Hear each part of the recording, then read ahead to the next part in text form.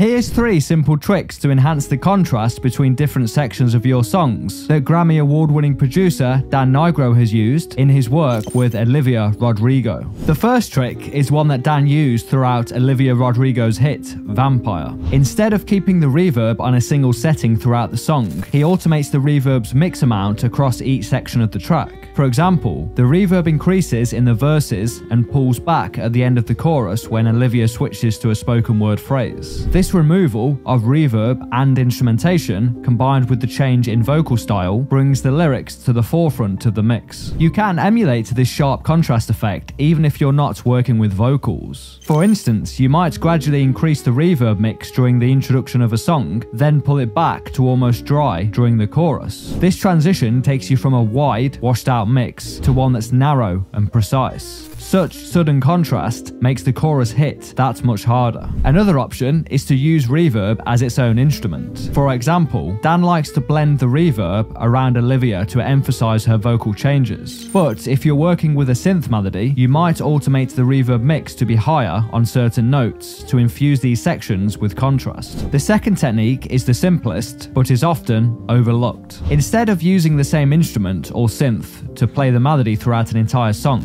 try alternating the sound or preset in different sections. Even just tweaking a parameter on the synth to introduce a slight variation can be enough to keep the listener engaged. For example, Dan uses 2 pianos in Vampire, a Steinway recorded at Sunset Sound Studios in Los Angeles for the introduction, which then switches to his home studio piano in the verses. Tempo changes aren't something you'd typically expect in a pop song, yet Dan and Olivia felt it was necessary to use them in Vampire to capture the song's dynamic arc.